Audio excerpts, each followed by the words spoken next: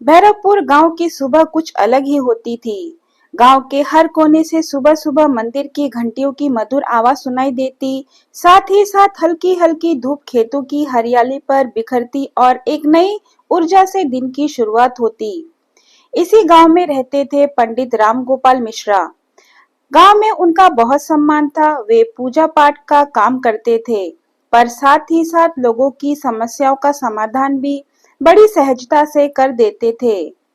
उनका परिवार भी उतना ही सादा और संस्कारी था।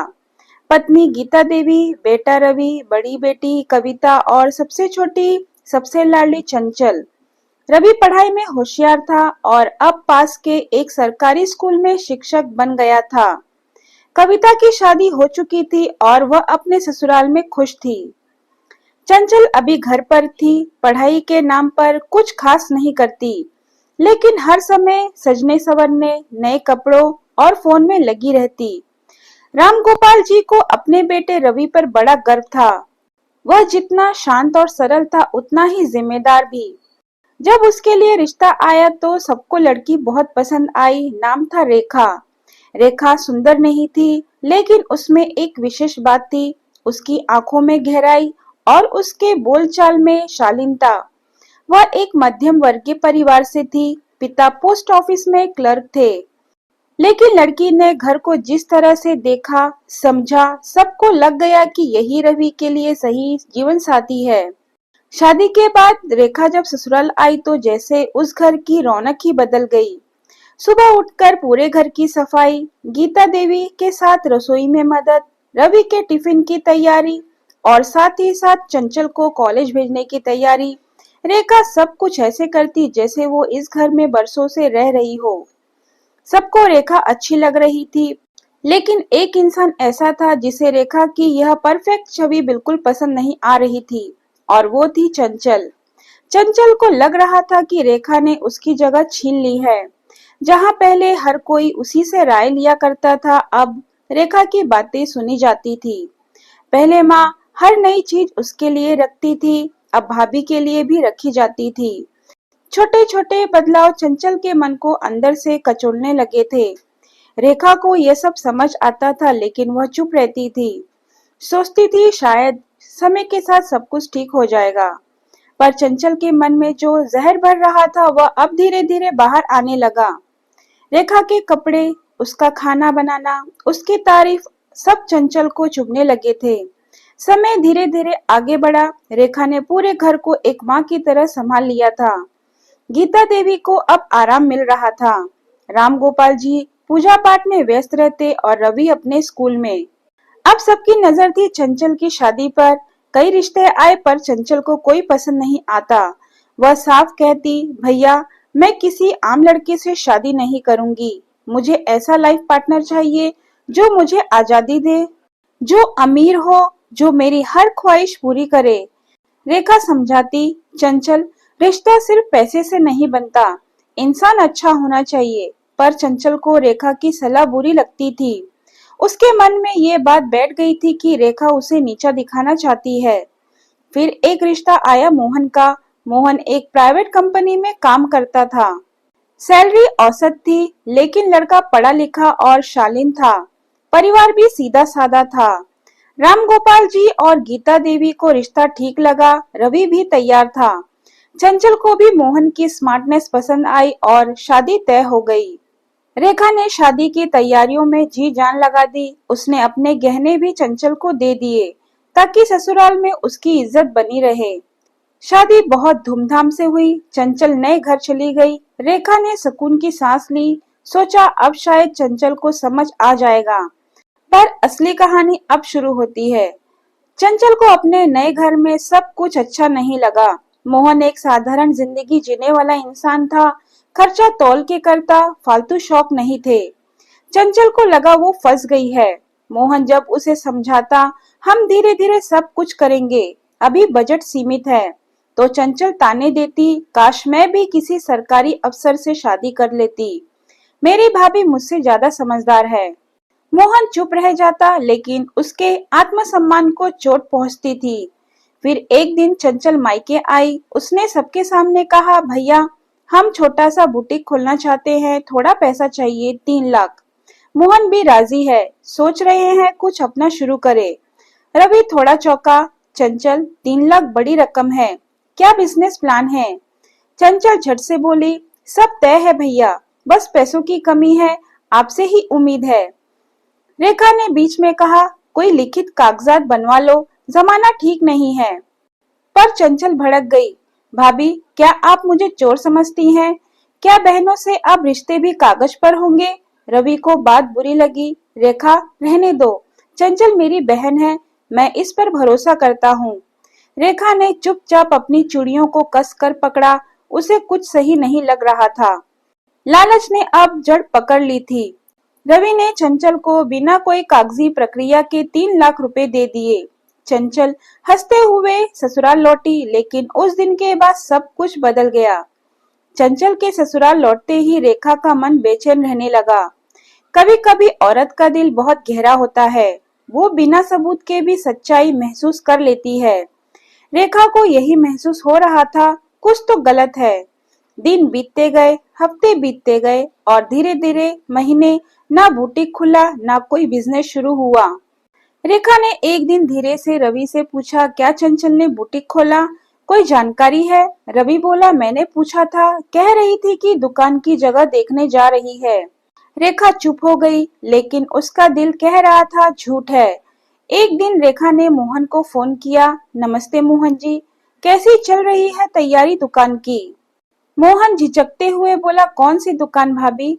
रेखा का दिल बैठ गया। अरे, चंचल ने बताया था कि तुम लोग बुटीक खोल रहे हो।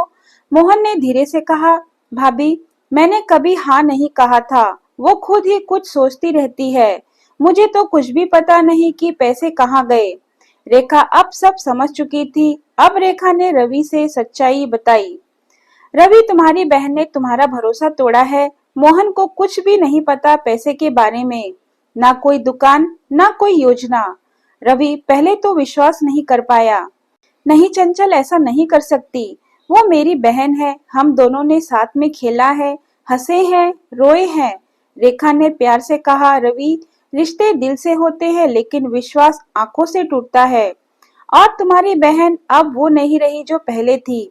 रवि ने चंचल को फोन किया। चंचल, एक बात बताओ, बुटीक खुला या नहीं?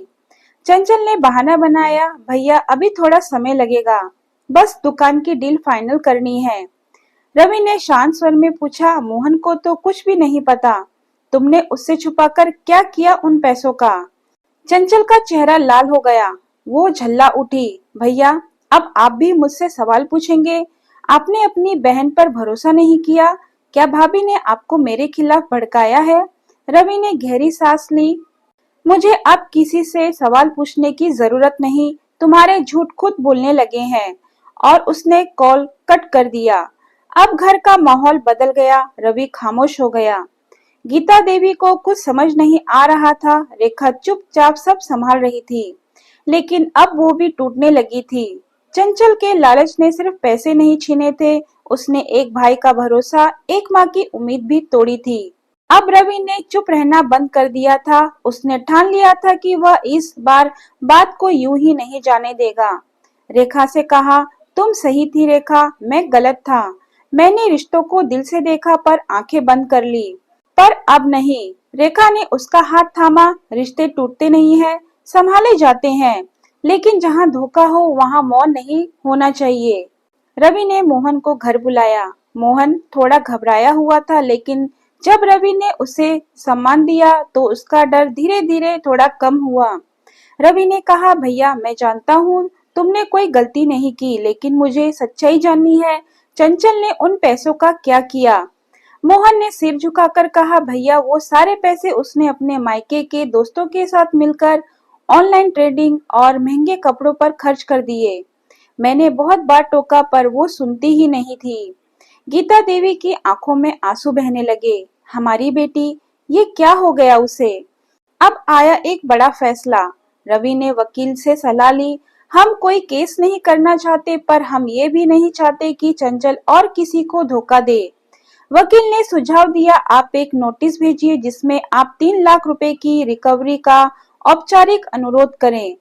अगर वो ना माने तब अगली कार्रवाई पर विचार करें। रवि ने हाँ कर दी। वो अब भावनाओं से नहीं सच्चाई और न्याय से चल रहा था। नोटिस मिलने के बाद चंचल आंख बबूला हो गई। उसने अपने मायके फोन किया। माँ, भैया ने मुझे लीगल नोटिस भेजा है। मैं उनकी बहन हूँ या कोई पराई? गीता देवी कुछ नहीं कह सकी। अब उनके पास चंचल के पक्ष में कहने को कुछ बचा नहीं था। चंचल के पति मोहन ने भी एक दिन साफ कह दिया, अब बहुत हो गया चंचल, तुम्हारे झूठ और लालच ने सबको तोड़ दिया है। अब अगर तुमने माफी नहीं मांगी और पैसे वापस नहीं किए तो मैं भी तुम्हारा साथ नहीं दूंगा। चंचल की जुबान पहली बार बंद हुई थी। फिर एक दिन चंचल रवि और रेखा के घर आई। गेट पर खड़ी थी, चेहरा उतरा हुआ, आंखें नम। रेखा ने दरवाजा खोला। चंचल ने कहा, भाभी मुझे माफ कर दो, मैंने बहुत बड़ी गलती की। सब कुछ मेरे लालच से बर्बाद हो गया। रेखा ने शांत स्वर में कहा, माफी तब मिलती है जब इंसान सच्चाई स्वीकारता है। क्या तुम अपनी गलती सबके सामने मानोगी? चंचल ने सिर झुका दिया। हाँ भाभी, मैं सब मानने को तैयार हूँ। रेखा ने चंचल को अंदर लिया, लेकिन वो अपनापन अब नहीं था। घर का माहौल भारी था। राम गोपाल जी और गीता देवी भी वहीं बैठे थे। चंचल उनके सामने घुटनों के बल बैठ गई और फूट फूट कर रोने लगी। बाबा, माँ, मैंने बहुत बड़ी गलती की। मैं अंधे लालच में बह गई थी। मैंने अपने ही घर वालों को धोखा दिया। भैया ने मुझ पर इतना भरोसा किया, लेकिन मैंने। उसकी आवाज रुक गई। आंसू उसके शब्दों से आगे निकल रहे थे। रवि ने चुप्पी तोड़ते हुए कहा, मैंने बहन को नहीं, भरोसे को पैसे दिए थे। चंचल, तुम बहन बनकर आई थी, लेकिन जब रिश्ता टूटता है तो सिर्फ खून का नाता नहीं, आत्मा का रिश्ता भी मर जाता है। चंचल ने सिर झुकाया। भैया, मुझे जो सजा देनी है दो, लेकिन मुझे एक मौका दे दो सब ठीक करने का। मैं 3 महीने में पूरे पैसे लौटा दूंगी और अगर ना कर पाई तो जो चाहे करो। रेखा ने कहा, ठीक है, पर अब हम इस बार कोई भावात्मक निर्णय नहीं लेंगे, ये सब लिखित में होगा। तुम अपनी गलती स्वीकार करो, एक एग्रीमेंट साइन करो और पूरे परिवार के सामने खुद माफी मांगो। राम गोपाल जी ने भी सिर हिलाया। आज तुमने हमारे विश्वास की नींव हिला दी है चंचल, लेकिन अगर इंसान सच्चाई का सामना करता है तो रास्ता निकल ही आता है। एक पंचायत बुलाई गई। पूरा मोहल्ला जानता था कि मिश्रा परिवार में कुछ गड़बड़ी चल रही है, लेकिन असली बात पहली बार सामने सबके आई। चंचल सबके सामने खड़ी हुई और बोली, मैं चंचल मिश्रा अपनी भाभी रेखा, अपने भैया रवि और पूरे परिवार से अपने किए के लिए शर्मिंदा हूँ। मैंने 3 लाख रुपए झूठ बोलकर लिए और गलत खर्च कर दिए। अब मैं वादा करती हूँ कि 3 महीने में वो पैसे लौटा दूंगी और अगर नहीं लौटा सकी तो जो कानूनी कार्रवाई हो मुझे मंजूर है। उस दिन चंचल पहली बार बड़ी लगी, ना उम्र से, ना कपड़ों से, बल्कि अपने अपराध की जिम्मेदारी लेकर। लोगों ने सराहना की, पर नजरों में अब भी अविश्वास था। रेखा ने रात को रवि से कहा, देखो रवि, रिश्ते आसान नहीं होते।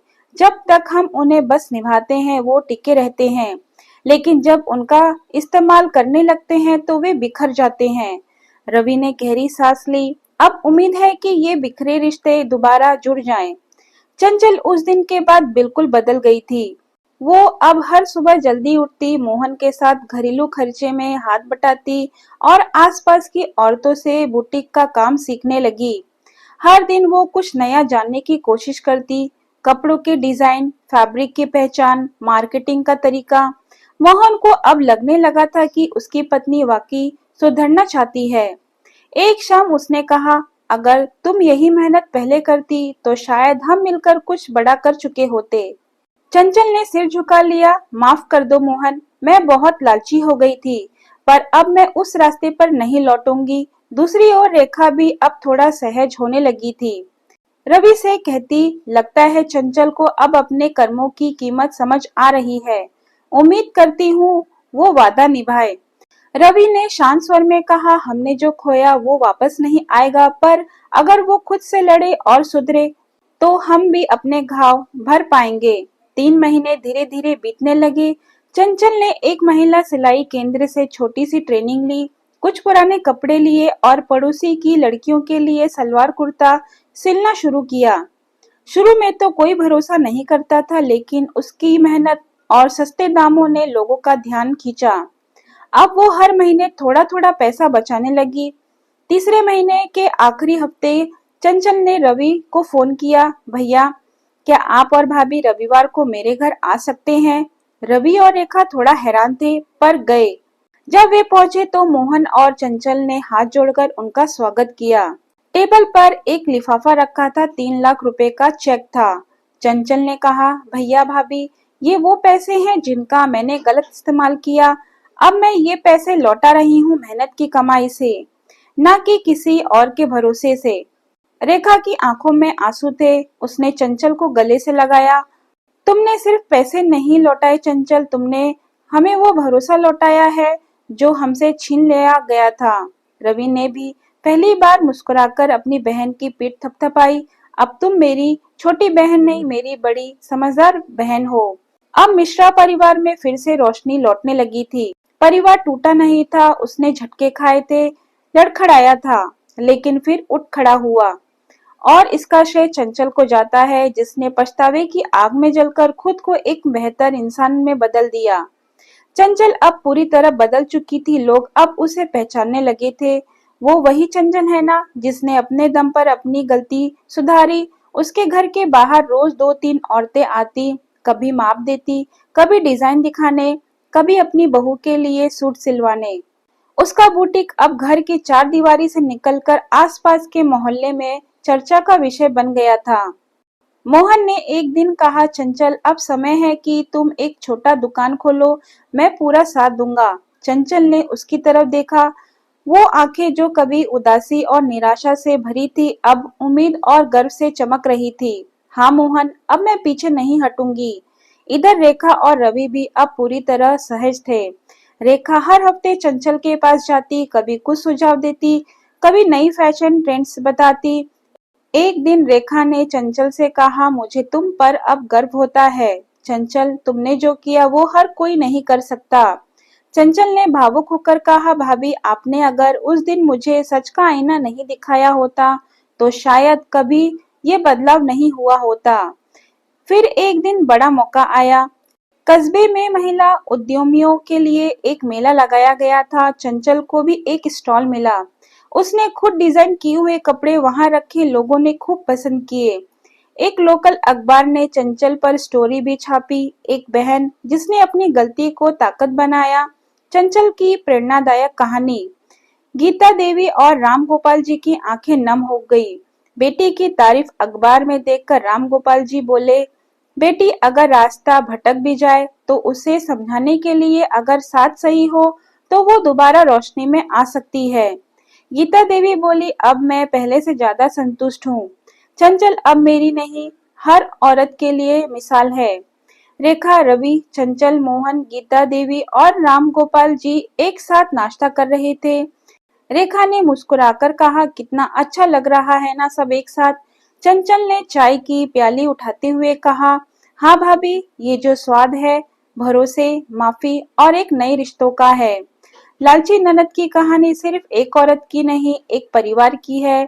ये कहानी सिखाती है कि लालच चाहे जितना बड़ा हो, अंत में सच्चाई और संबंध ही सबसे बड़ी दौलत होती है।